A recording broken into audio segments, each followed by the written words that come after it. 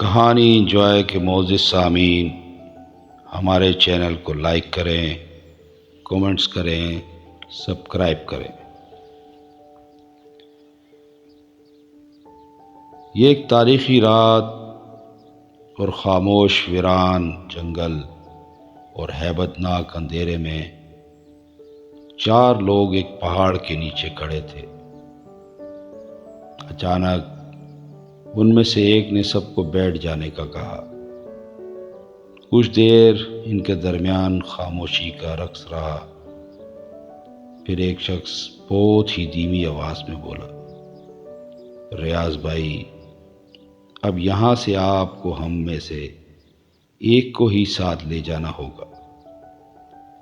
ریاض کسی گہری سوچ میں گم تھا، بولا، اگر تم لوگ کو اعتراض ہے تو میں اکیلا ہی چلا جاؤں گا۔ اس شخص نے کہا، یہ بات نہیں کہ آپ اکیلے چلے جائیں، ہم تینوں کی خواہش ہے آپ کے ساتھ جانے کی، مگر ایک ہی جا سکتا ہے، آگے راستہ بہت خطرناک ہے اور زیادہ لوگوں کو دیکھے جانے کا خطرہ ہے۔ اب آپ بولیں کس کو لے جانا ہے؟ ریاض نے تینوں کے چہرے دیکھے۔ وہ کوئی قبائلی لوگ تھے، جوان اور جاندار جسموں کے مالک۔ آخر ریاض نے وسیم سوری کو اپنا ساتھی منتخب کیا اور اسے راستے کا امیر بھی بنایا۔ اب ریاض کو حفاظت سے پاکیشیا کے بارڈر سے دوسرے ملک پہنچانے کی ذمہ داری سوری بھائی کی تھی۔ فیصلے کے بعد سب آپس میں گلے ملے اور ریاض سوری کے ساتھ ایک کچے رستے پہ چل پڑا۔ باقی دونوں انہیں اندھیرے میں گم ہوتا دیکھ کر واپس چل پڑے۔ ریاض سوری کے پیچھے چل رہا تھا۔ ریاض ایک خوبصورت نوجوان تھا جو اپنے ملک کے لیے تاریخی لکھائی کا کام کیا کرتا تھا۔ وہ تاریخ دان تھا اور حکومت میں ہونے والا حق سچ لکھا کرتا تھا۔ اس کی بڑی اچھی اور پرکشش زندگی تھی، مگر حالات اب اتنے بدل گئے تھے کہ وہ موت کو ساتھ لیے گھوم رہا تھا۔ پاکیشیا کی بادشاہت اس کو ڈھونڈ رہی تھی اور اس کے قتل کا آرڈر تھا۔ ریاض اپنا ملک کبھی نہ چھوڑتا، کیونکہ اس کی عوام کو اس کی ضرورت تھی۔ وہ سچ پر مبنی تاریخ لکھتا تھا اور عوام کو اس سے آگاہ کرتا، اور وہ اکثر اور ہمیشہ سچ لکھتا، اور سچ بہت کڑوا ہوتا، جس میں حکومتی راجنیتی کا گند اور طاقتور لوگوں کے اصل چہرے عوام کو دیکھنے کو ملتے۔ ریاض کو کافی دفعہ پاکیشیا کی سلطنت کے لوگوں نے اغوا کیا، اس پر ظلم، قید میں رکھا، مارا پیٹا، بہت ساری دھمکیاں دی گئی، مگر ریاض پہ تو بھوت سوار تھا کہ دنیا جاتی ہے تو جائے، آخرت نہیں جانی چاہیے۔ حالات بہت خراب تھے۔ پاکیشیا کی حکومت اپنی ساری طاقت عوام کو دبانے میں لگا رہی تھی۔ ایسے وقت میں کسی کا سچ بولنا اپنی موت کو دعوت دینے کے مترادف تھا۔ اچانک سوری بولا، ریاض بھائی، یہ پہاڑ آ گیا، اب ہمیں اسے پار کرنا ہے، یعنی اوپر جانا ہوگا۔ ریاض نے اسباب میں سر ہلایا اور دونوں پہاڑ چڑھنے لگے۔ پہاڑ کی چڑھائی بڑی مشکل تھی، رات کا اندھیرا تھا، یہ غلطی دونوں کی موت کا سبب بن سکتی تھی۔ سوری مضبوط اعصاب کا مالک تھا اور ریاض ان کا مہمان۔ یہ قبائلی لوگ تھے، اپنی جان دے دیتے تھے پر مہمان پر آنچ نہیں آنے دیتے تھے۔ پچھلے 10 گھنٹوں سے وہ ویسے ہی سفر میں تھے، اب آگے مزید انہیں 6 گھنٹے پہاڑ چڑھنے میں لگنے تھے۔ پہاڑ بڑی مشکلوں سے انہوں نے پار کیا اور پہاڑ کی چوٹی پر پہنچ گئے۔ سامنے ایک میدان تھا جو چاروں طرف سے پہاڑوں سے گھرا ہوا تھا۔ ریاض بولا، وسیم بھائی اب کہاں جانا ہے؟ وسیم سوری نے کہا، ہمیں اب یہ پہاڑ اترنا ہے اور سامنے میدان کو عبور کرنے کے بعد سامنے جو بڑا پہاڑ ہے اسے پار کرنا ہے۔ ریاض نے پہاڑ اترنا شروع کر دیا۔ سوری اس کے ساتھ تھوڑے سے فاصلے پر پہاڑ اتر رہا تھا۔ ریاض کافی تھک چکا تھا۔ آج 10 دن اسے سفر میں ہو چکے تھے۔ کھانے کو کچھ خاص نہ تھا، ایک پانی کی جاگل اور 4 سیب ان دونوں کے لیے تھے۔ یہ پہاڑوں کا سلسلہ تھا جس کی دوسری طرف ایرانیہ کی سلطنت تھی۔ انہیں بس وہاں کسی نہ کسی طرح پہنچنا تھا۔ اس کے بعد وہاں سے وہ خراسان کی طرف نکل جاتے۔ ان کے پاس ایک تیزدار چاقو، ایک ڈنڈا اور ایک کپڑے کا بیگ تھا۔ ریاض بھائی نے اپنے سر پہ پٹی باندھ رکھی تھی کیونکہ ان کے سر کے پچھلے حصے میں چوٹ لگی ہوئی تھی۔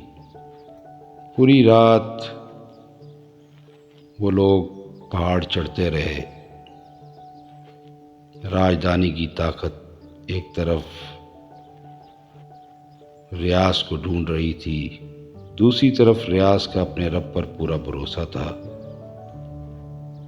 وہ کبھی یہ ہجرت نہ کرتا، مگر اسے جب اس کے قریبی دوستوں نے نبی پاک صلی اللہ علیہ وسلم کی مدینہ کی ہجرت کا حوالہ دیا تو وہ منع نہ کر سکا۔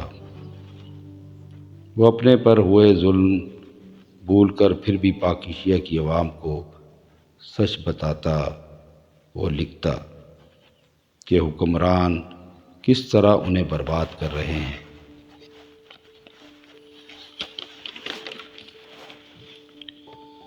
ریاض کو پیسے پانے کی کوئی کمی نہ تھی۔ کچھ لوگ ہوتے ہیں جن کے بارے میں تاریخیں بعد میں بول پڑتی ہیں۔ ریاض اپنے ایمان کو ضائع نہیں کر سکتا تھا۔ وہ حق اور سچ کا سرفروش قلمکار تھا۔ سوری اور ریاض کو پہاڑ اترنے میں کافی پریشانی کا سامنا تھا۔ کچھ وقت کے بعد ریاض رک گیا اور آہستہ آواز میں بولا، وسیم بھائی مجھے آگے کچھ نظر نہیں آ رہا، اندھیرا بہت ہے، مجھے نظر نہیں آ رہا کہ میں اب نیچے پاؤں کس چیز پر رکھوں۔ مجھے شک ہے کہ آگے کھائی ہے، آپ کیا کہتے ہیں؟ وسیم سوری ریاض کو جواب دینے والا ہی تھا کہ ریاض ایک درد بھری آہ کے ساتھ نیچے گرنے لگا۔ وسیم بوکھلا گیا۔ وسیم اس کی طرف لپکا مگر وہ بھی پہاڑ سے گر پڑا۔ دونوں کسی روئی کے گالوں کی طرح پہاڑ سے نیچے آ رہے تھے۔ کچھ مٹی کی دھول تھی جو ان کے پیچھے اڑ رہی تھی۔ وہ چیخ نہ سکتے تھے اور کوئی روشنی بھی نہ کر سکتے تھے۔ انہیں دشمنوں کا ڈر تھا۔ وہ یہاں بڑی مشکل سے پہنچے تھے اور کئی بار یہاں آ چکے تھے، مگر آج موقع ملا تھا یہاں سے فرار ہونے کا۔ وہ یہ موقع ضائع نہیں کرنا چاہتے تھے۔ کچھ دیر وہ پہاڑ سے گرتے رہے، پھر دونوں کی درد بھری سسکیاں وہ بھی خاموش ہو گئی۔ ریاض کی آنکھ کھلی تو اسے محسوس ہوا جیسے جسم میں اس کے مختلف جگہوں پہ چوٹ لگی ہے۔ چاروں طرف روشنی تھی، مگر یہ روشنی سورج کی نہیں بلکہ مشل کی تھی جس میں سندل کی خوشبو آ رہی تھی۔ ایک نہایت خوبصورت خاتون تھی جو ریاض کے قریب آ رہی تھی۔ ریاض سمجھ گیا کہ پاکیشیا کی سلطنت کے لوگوں نے انہیں ڈھونڈ نکالا، اب انہیں قتل کر دیا جائے گا۔ لڑکی قریب آئی اور بولی، ابا جان، یہ تو وہی مہمان ہیں جن کا ہمیں انتظار تھا، جس کے بارے میں قبیلے کے جرگے میں بات ہوئی تھی۔ ریاض اب اٹھ کر بیٹھ گیا۔ وہ حیران پریشان دیکھ رہا تھا کہ سامنے خیمے ہی خیمے لگے تھے، ہر طرف مشعلیں روشن تھی۔ یہ کوئی میدان میں جنت کا نظارہ تھا۔ بچے بھی تھے، بوڑھے بھی تھے، سوری بھی قریب ہی بیہوش پڑا تھا۔ ریاض کو کچھ سمجھ نہیں آ رہا تھا یہ کون لوگ ہیں، مگر اتنا جانتا تھا کہ یہ پاکیشیا کے لوگ نہیں۔ ریاض اور سوری کی مرہم پٹی کر دی گئی۔ ریاض کے ہاتھ، چہرے اور ٹانگ میں پہاڑ سے گرنے سے زخم آئے تھے۔ اس کے اپنوں نے تو اسے بہت سے زخم دیے تھے، اب یہ چھوٹے موٹے زخم اسے کچھ نہیں کہتے تھے، وہ اب ان کا عادی ہو چکا تھا۔ سوری ٹھیک تھا، وہ ایک طرف مسکرا رہا تھا۔ ریاض نے پوچھا، وسیم سوری بھائی، آپ کیوں مسکرا رہے ہیں؟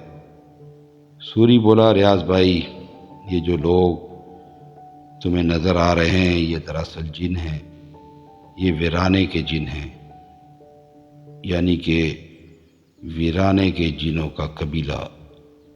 ہمارے بڑے بتاتے ہیں ان کے بارے میں، یہ مسلمان جن ہیں، دیکھتے ہیں یہ ہمارے ساتھ کیا کرتے ہیں۔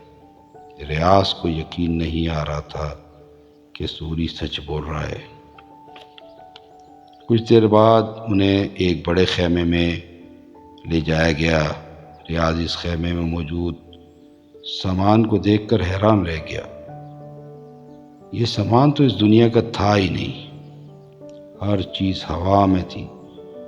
ہوا سے بنے پردے لگے تھے جو خیمے کی کھڑکیوں کے آگے لگے تھے، سونے کے فانوس جو چاروں طرف ہوا میں گھوم رہے تھے، ایک بہت بڑا قالین جو ہوا میں ملحق تھا، جس پر طرح طرح کے کھانے سونے کے برتنوں میں موجود تھے، اور چھوٹے چھوٹے قالینوں کی سیڑھیاں تھیں جو دسترخوان تک جاتی تھی۔ یہ سب ہوا میں تھا، جنات نے ان کی دعوت کر رکھی تھی۔ چھوٹے چھوٹے پرندے جن کے کئی رنگ تھے آس پاس سے گزر رہے تھے، کبھی وہ خیمے میں آتے، کبھی باہر چلے جاتے۔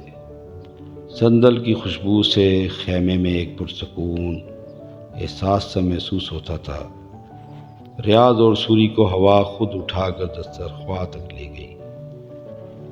وہ جس چیز کی طرف دیکھتے وہ کھانا، وہ چیز ان کی طرف خود بخود ہوا میں اڑ کر آ جاتی۔ بزرگ نے کہا، بیٹا یہ سب حلال ہے، اس میں دنیا کے تمام حلال جانوروں کا بھونا گوشت ہے، ہرن سے لے کر نایاب مچھلی تک، اور دنیا میں جتنی مٹھائیوں کی دکانیں ہیں ان سب کا ایک ایک خاص میٹھا تمہارے لیے اسپیشل لایا گیا ہے۔ ریاض اور سوری نے کھانا کھانا شروع کیا۔ وہ بہت بھوکے تھے، انہیں خوب سیر ہو کر کھایا۔ کھانا کھا کے ان کا دل خوش ہو گیا۔ کھانا کھانے سے ان کی تھکن ساری اتر گئی۔ کھانا کافی پرسرار اور لذیذ تھا۔ اب ریاض اور سوری جنات کے قبیلے کے درمیان سونوں کے تختوں پہ بیٹھے تھے، تو جنات کے بزرگ بولے، بیٹا تم حق سچ کے مسافر ہو اور اپنا ملک چھوڑ کر دوسرے ملک جا رہے ہو، ہمیں حکم تھا تمہاری نصرت کرنے کا، اب کچھ اپنی کہانی ہمارے بچوں کو بھی سناتے جاؤ تاکہ یہ حق اور سچ کی جنگ کو سمجھ سکے۔ ریاض خاموش تھا۔ بزرگ بولے، بیٹا کیا ہوا؟ ریاض نے کہا، بابا کچھ نہیں، سمجھ نہیں آ رہا کہاں سے شروع کروں اور کہاں ختم کروں۔ بابا بولے، بیٹا پریشان مت ہو، تم بولو گے تو تمہارا دل تھوڑا ہلکا ہوگا، ہم تمہارے اپنے ہی ہیں، کیا ہوا ہم جن ہیں تو۔ ریاض بولنے لگا، میں ایک تاریخ دان ہوں اور مختلف ممالک کے بادشاہوں کی تاریخیں لکھتا ہوں کہ ان کے دوروں میں کیا ظلم ہوتا ہے اور کیا انصاف، کیا اچھا ہوتا ہے کیا برا۔ میں جس ملک میں تھا اس ملک کا نام پاکیشیہ ہے، وہ یہاں سے تھوڑی دور ایک ریاست ہے۔ وہاں کچھ سال پہلے لوٹ مار کرنے والا ایک گروہ حکومت پر مسلط تھا، مگر اللہ نے ایک درویش کو وہاں کا حکمران بنا دیا۔ مگر اس درویش سے حرام کمانے اور کھانے والے خوش نہ تھے، تو انہوں نے راجنیتی میں ایک سازش کی اور اس شخص کے تمام معاملات خراب کر ڈالے۔ بابا جی، اس میں میرا ایک دوست شریف بھی تھا جو میرے ساتھ دل لگا کر اپنا کام کر رہا تھا کہ ساتوپینیا کے بادشاہ کو اس درویش کی حکومت جب پسند نہ آئی تو اس نے کچھ لوگ پاکیشیہ ہمارے ملک روانہ کیے۔ ان میں ایک خاتون کو حکومت دینے کے لیے پورے ملک کو برباد کرنا پڑا۔ ساتوپینیا کے بادشاہ کی ضد تھی اس درویش بادشاہ کو جیل میں رکھا جائے اور اذیت دی جائے، کیونکہ وہاں کی عوام اب ڈرپوک بن چکی تھی، وہ اپنے انفرادی فائدوں میں غرق تھی۔ میرے ساتھی شریف کو بھی چونگوان ملک میں قتل کر دیا گیا۔ اب میں بچا تھا، مجھ پر کافی ظلم بھی کیا گیا، میرا گھر بار سب برباد ہو گیا، میرے گھر کو میرے سامنے ہی آگ لگا دی گئی، مگر میں نے ہمت نہیں ہاری اور حق لکھتا رہا، بولتا رہا۔ آخر یہ عورت جسے وہ حکمران بنانا چاہتے تھے، جس کا نام مرمانیہ تھی، مجھے قتل کرنے کے در پہ ہوئی۔ حق بات میں کہنے سے باز نہیں آنے والا۔ میں اب خراساں اپنی جان بچا کر جا رہا ہوں تاکہ وہاں اپنا کام کروں۔ جیسا پاکیشیہ کے حالات اور عوام میں نڈرپن نہیں ہے، اس پر کام کروں تاکہ وہ اپنے حقوق کو پہچان سکے، پھر میں اپنے ملک واپس چلا جاؤں گا۔ بابا جی، بس یہی میری کہانی ہے، اور اپنی جان پہاڑوں میں چھپاتا پھر رہا ہوں۔ میری منزل کہاں ہے یہ مجھے معلوم نہیں۔ ریاض نے یہ کہتے ہوئے اپنی قمیض اتار ڈالی تو تمام جن دیکھ کر حیران رہ گئے کہ ظلم کی انتہا تھی۔ اس کے جسم پر اتنا درد دیکھا کہ جن بھی پریشان ہو گئے۔